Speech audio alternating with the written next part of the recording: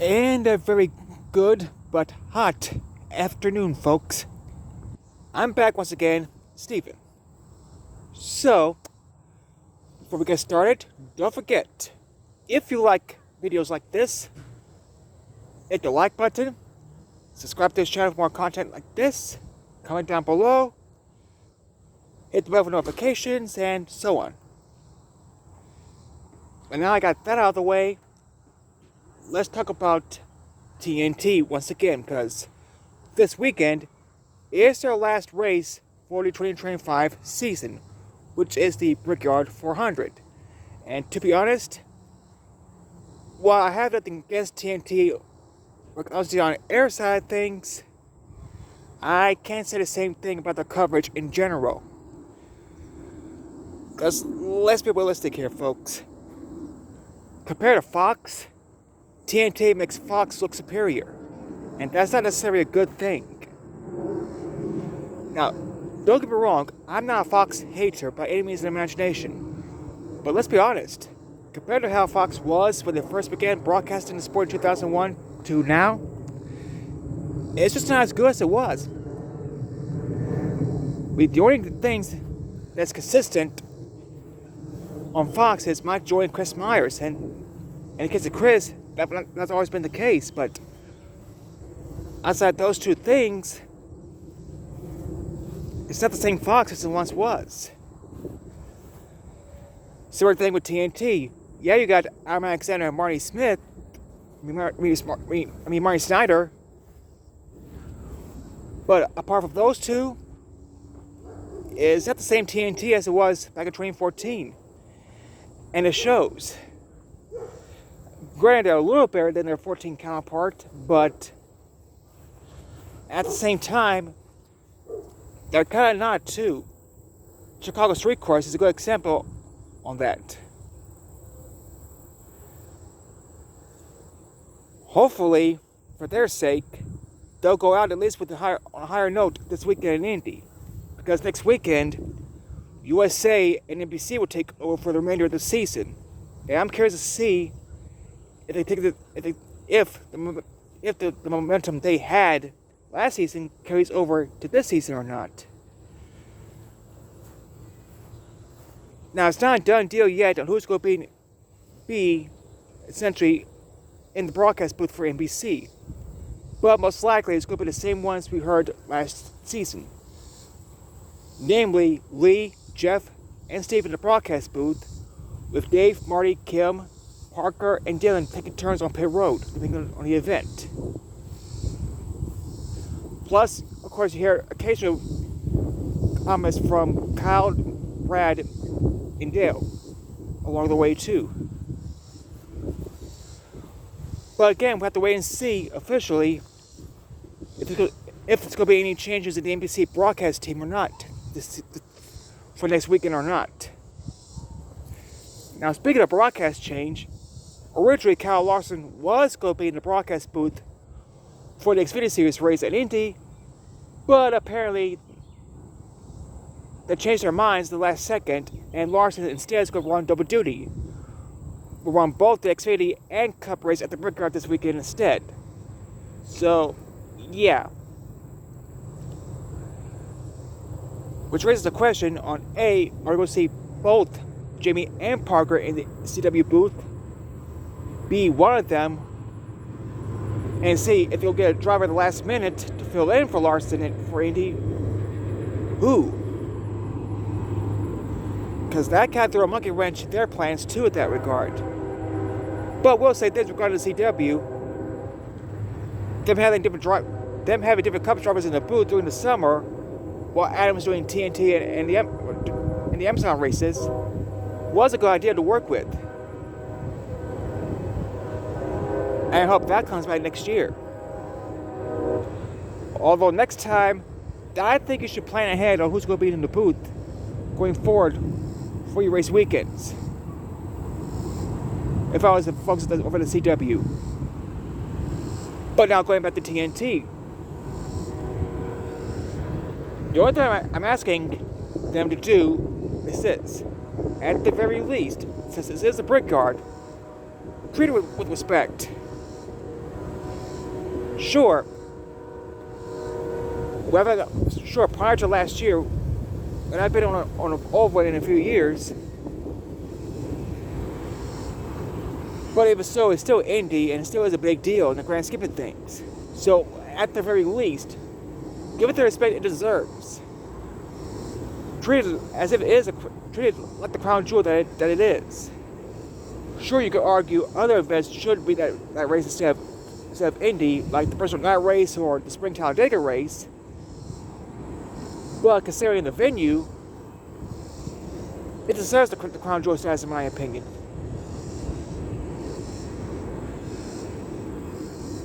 Now, one last thing about TNT, I'll wrap things up, is the $1 Million Challenge. As this weekend is the last race for it. And we've got two ties going for the $1 million. Dillon and Gibbs. We know this much. One of them is going to be $1 million richer Sunday. Which one? Hard to say. On the one hand, Gibbs has performed better over Dillon head-to-head, with way more top 5s and top 10s compared to what Dillon did. And Gibbs is slightly more. And Gibbs has the advantage for being more consistent compared to Dillon as well, in my opinion. Now, as far as I like to see Ty Dillon win it, ultimately I think Ty Gibbs is going to get the $1 million. And what this wait and see come next year, if they decide to bring him back for another chance or not. But regardless if they do or don't, at least I can say one thing about the challenge. It's been entertaining. Because in the long term, no harm, no foul. It's just for $1 million. It's not like the winner of the event, where the challenge is going to get an automatic berth to the playoffs. Although they did, that probably would stir a few people up the wrong way, especially if Ty Dillon somehow wins $1 million. But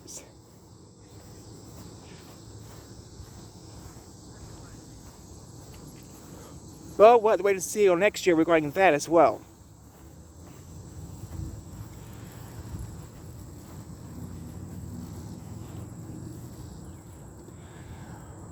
And so to wrap things up, I want to give my grades right quick. At least so far, the first 4 races on TNT compared to Fox and Prime. For Prime, no doubt, solid A. They knocked it out of the park in the first season. Sure, they could trim the post race down a little bit and whatnot, but otherwise, Prime was solid. Arguably the best coverage ever. Or at least the best coverage since the early days of Fox and NBC. Speaking of Fox, I wouldn't give Fox an F, but I would give them at least a C for what they did this season. And I see only because, at the very least, the on-air talent does somewhat make up for the issues they have with the direction and whatnot. And for TNT, I had to give it a D. The same thing, the on-air talent kind of makes up for it, but they have slightly more issues compared to Fox on some things that needs to be addressed next year. And I hope for their sake, they will address it. Now, by no means is a broadcast perfect. I think everybody can agree to that. Even those of you who proclaims Fox is the greatest network of all time, that can't do no wrong, if you got to admit that has always been perfect on the broadcast side of things. Same with NBC. Because right now, if I had to pick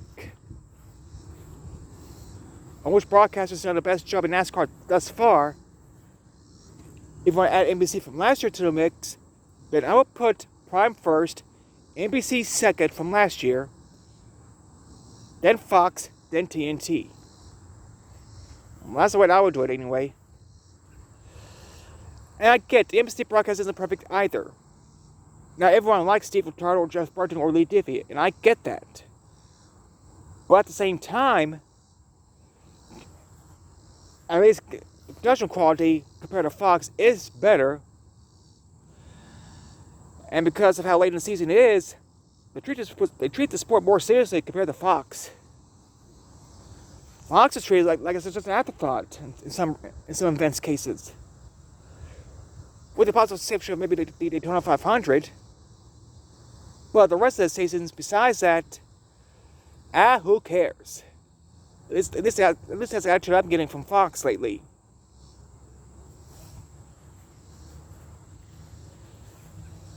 And I get it, it's early in the season, but at the same time, each race is important to a degree over the course of the season. Fox needs to do a better job on that end. At least TNT does a better job in that department. Drink each race like it matters, especially because of that $1 challenge of theirs. So we'll give TNT credit for that as well. Sure, the tournament, to the grand scheme of things, it's gimmicking and stupid, but at the same time, it's harmless fun. And I can't blame NASCAR for trying it out to see if it can work or not. Besides, it gives everybody a chance to talk about drivers who normally don't talk about at this point in the season, like Ty Dillon or Ty Gibbs or someone else. Because, well, let's face it, we'll be talking about the drivers who are on the verge of making it to the playoffs, or the drivers who have the most wins trying to get the number 1 seed at this point.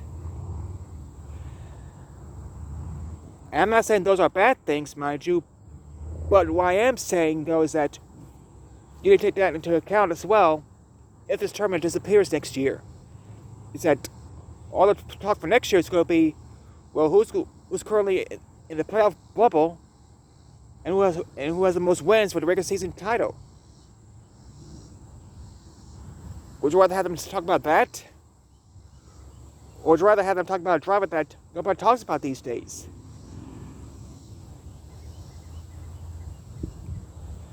And I will say this, had SVG managed to sneak into the top 32 before Michigan, yeah, it's possible he would have lasted to at least Dover. But otherwise,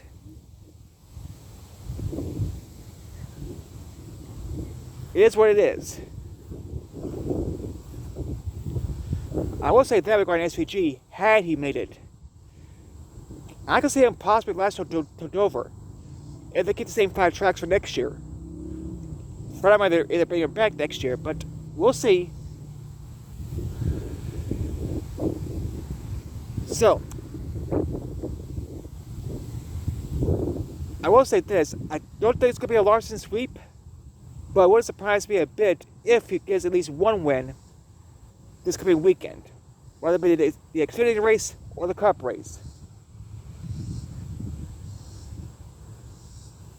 And let's face it, regards to Crown Jewel events, Bill only has 1, the Coke 600.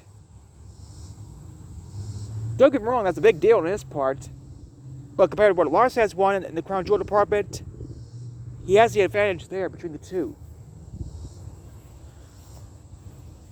When you think about it, Hamlin's the only one amongst the active drivers who have not won all 4 Crown Jewel events yet. Could he win back-to-back races and become a Breakout 400 champion? Or could Ford and Penske bounce back and win the event?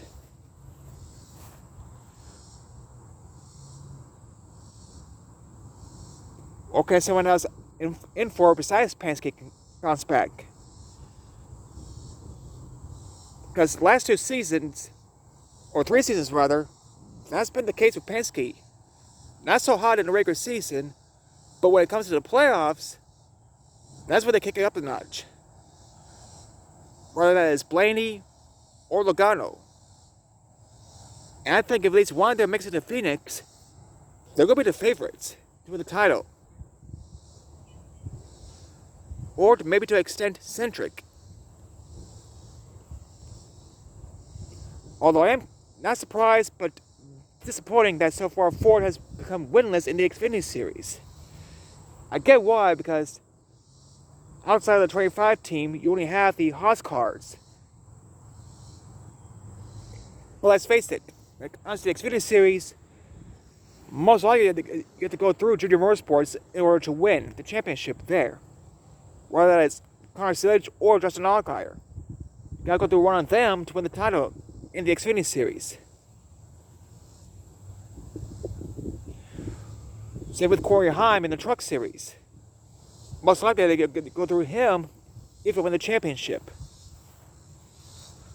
But we still got a long ways to go before we talk championships as well. But I did want to at least express my thoughts right quick regarding that. Now, before we go, one little bit of tip that I did notice yesterday is that apparently NASCAR has decided to more or less give a special grandfather clause, more or less, to Front Row Motorsports and Train 11 while they're open teams. Essentially, the higher up in bonus points you are, the more likely you'll be guaranteed to be in the field. Which means currently, as of now, all 6 drivers are most likely will race in the meantime. But if you're not high enough in points for an open team, there is a chance you'll miss the race. Now, I'm torn about this. And I could be wrong how it was interpreted, but that's what it sounds like to me. That's what it boils down to. On the one hand, I'm glad that at the very least, they're willing to give 2011 and Front Row more as an increase of a chance to get in the races without them worrying about having to miss races. But on the other hand, it's unfair to the other teams that are open teams who aren't necessarily high enough in owners points and could affect them.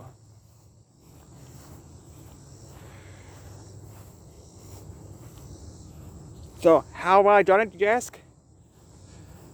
I would agree to an extent by giving the top owners points of Front Row and 2011 to only their highest cars in the field. Say, for example, if it's Reddick and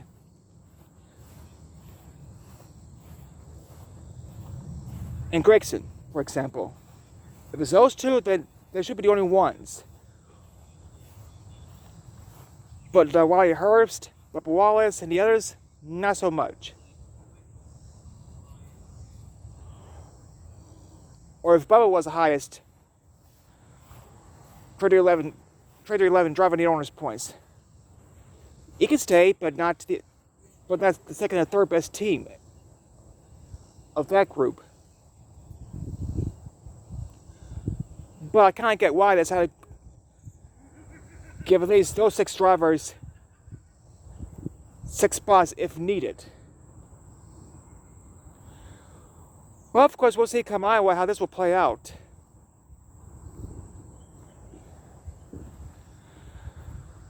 And for the record, of course, it has no bearing against the lawsuit against NASCAR and the teams either. What it boils down to for now is that, yeah, they can still race, but they won't be able to make as much money as open teams compared to charter teams. That's what it boils down to. So, we'll just wait and see how things play out. Regarding that, too.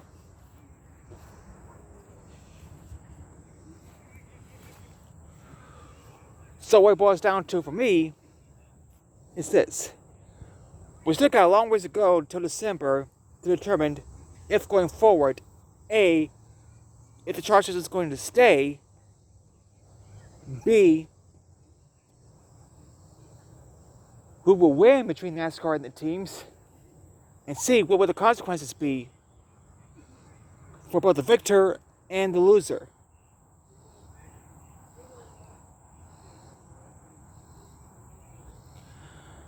One thing's for sure, though, this coming off season is going to get very interesting, especially from a legal standpoint.